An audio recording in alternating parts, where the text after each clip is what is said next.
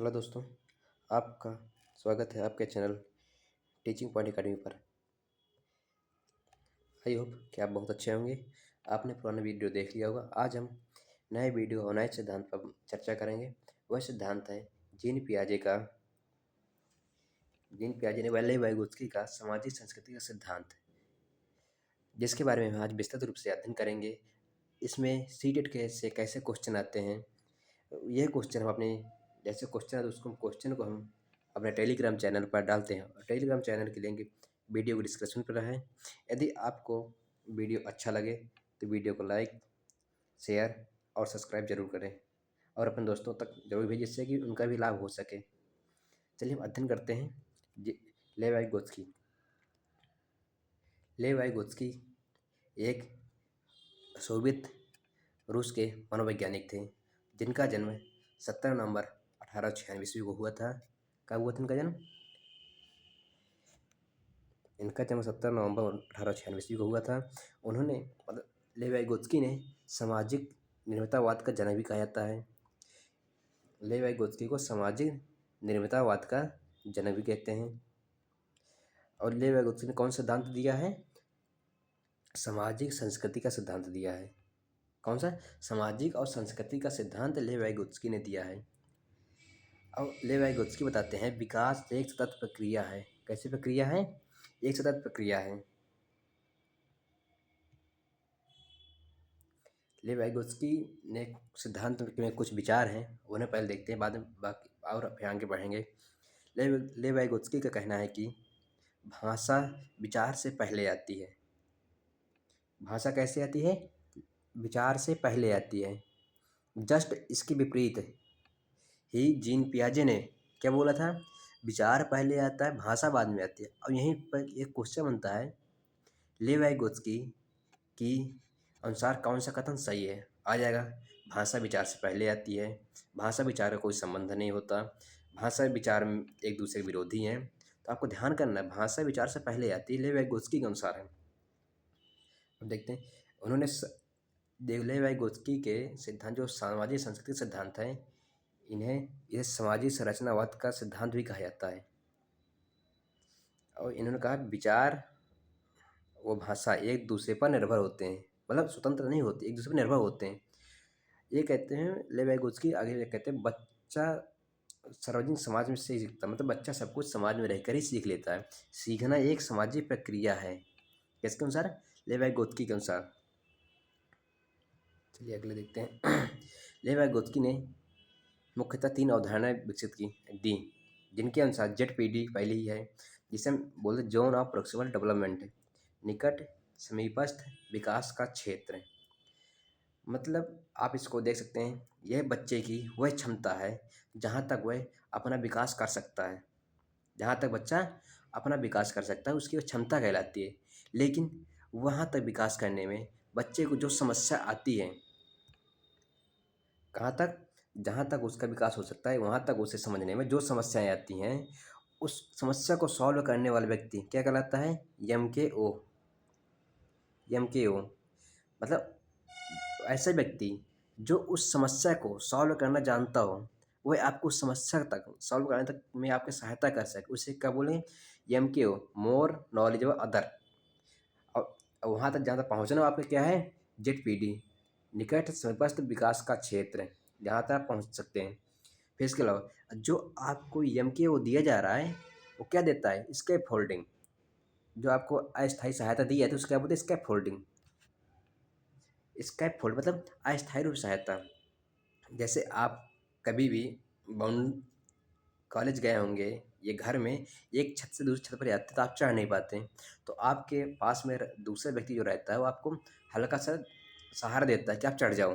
तो क्या है? एक अस्थायी सहायता है आपको वहाँ तक पहुँचाने के लिए। सेम यही आपकी शिक्षा में, आपके विकास में आता है।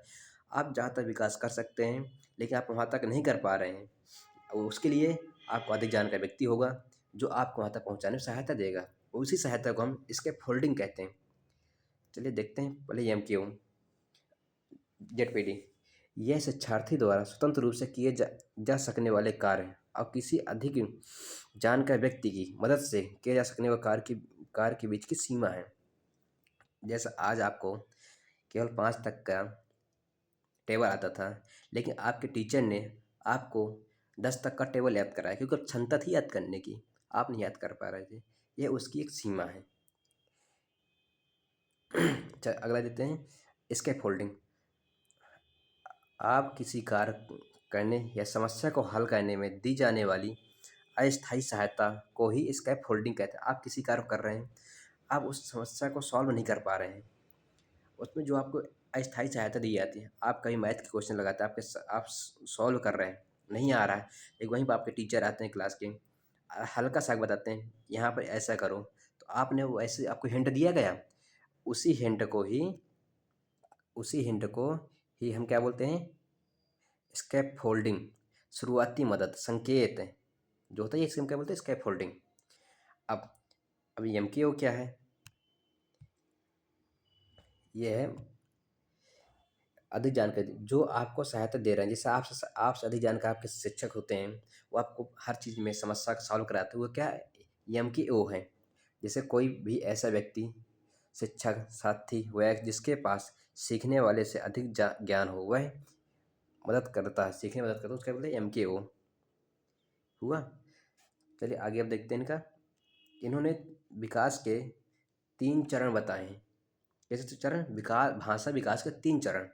पहले सामाजिक भाषा, निजी भाषा और आंतरिक भाषा, मतलब इनर भाषा। पहले का सामाजिक भाषा क्या है,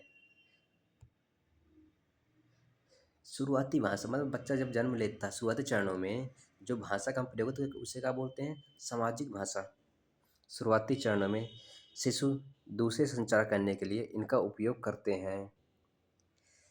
मतलब आप बच्चा जब छोटा होता है तो आपसे जैसे बात करता है, वही उसकी क्या सामाजिक भाषा। मतलब बच्चे से अगर छोड़कर आप इसके ऊपर ऊपर भी लगा लीजिए, जैसे आप अपने यार दोस्तों के पास होते हैं तो आप वहाँ पर दूसरी भाषा का प्रयोग करते हैं, लेकिन जब आप किसी समाज में पहुँचते हैं तो आप वहाँ पर एक सभ्य भाषा का प्रयोग करते हैं, जिससे कि आप वहाँ पर अच्छा व्यक्ति बन सकते हैं। आप कि हाँ, मैं एक अच्छा व्यक्ति हूँ, मैं अच्छा बोल सकता हूँ, मैं हर चीज़ में हूँ। तो आप वहाँ पर जो भाषा का प्रयोग कर रहे हैं वो एक सामाजिक भाषा है। जैसे नेता लोग होते हैं, वो उन्होंने उनके अंदर सामाजिक भाषा बहुत अच्छी होती है, इसलिए वह हमसे आपसे ज़्यादा होते हैं।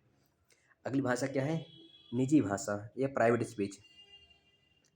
आपने बच्चों बच्चे अपने कार्य और विचारों को निर्धारित करने के लिए खुद से बात करते हैं। जैसे आप कभी कुछ काम करते हैं, आप मान लीजिए कमरे के अंदर हैं, आप सोच रहे हैं यार ये कर लूँ, कपड़े धुलूँ कि ना धुलूँ, जितना भी आप अपने आप से बात कर रहे हैं, लेकिन वह आवाज़ बाहर आनी चाहिए खुद से डिसीजन लेने के लिए। जैसे बाथरूम सिंगर इसी में आ जाते हैं, वो निजी भाषा है, वो बाथरूम के अंदर जाके गाना गाते हैं जो, वह भी इसी में आते हैं। अगले लेते हैं, अगला आपकी इनर स्पीच, मतलब आंतरिक भाषा। इसे क्रांतिकारी भाषा भी कहते हैं, क्योंकि आप लोग देखिए आपके आसपास कुछ ऐसे व्यक्ति होंगे जो बाहर कुछ नहीं बोलते, लेकिन उनके मन के अंदर ही अंदर कुछ ना कुछ चलता रहता है। उन्हें वो क्या इनर स्पीच है, बाहर नहीं बोल पाते लेकिन अंदर अंदर चलते रहता है, मुझे ये करना है, मुझे ये करना है। इसे सोच आंतरिक मुख हो जाती है और इसे लॉजिकल स्पीकिंग भी कहा जाता है। आप मैथ के क्वेश्चन कर रहे हैं पेपर हॉल पर, आप बाहर तो नहीं बोल सकते, आप जो मैथ की कैलकुलेशन कर रहे हैं माइंड के अंदर ही अंदर, उसे हम क्या बोलते हैं, इनर स्पीच। क्या बोलते हैं, इनर स्पीच बोलते हैं। आपका लेव वाइगोत्स्की का सिद्धांत समाप्त हुआ। इसी से ही क्वेश्चन आते हैं आपके, जैसे भी क्वेश्चन आते हैं वो आपको क्वेश्चन हमारे टेलीग्राम चैनल पर मिल जाएंगे, और टेलीग्राम चैनल की लिंक वीडियो को डिस्क्रिप्शन पर दिया गया है। आपसे एक अनुरोध है कि आप वीडियो को लाइक, शेयर, सब्सक्राइब ज़रूर करें, जिससे कि हमें मोटिवेशन मिले, हम आपके लिए अगला वीडियो बनाकर ला सकें। वीडियो देखने के लिए धन्यवाद, थैंक यू।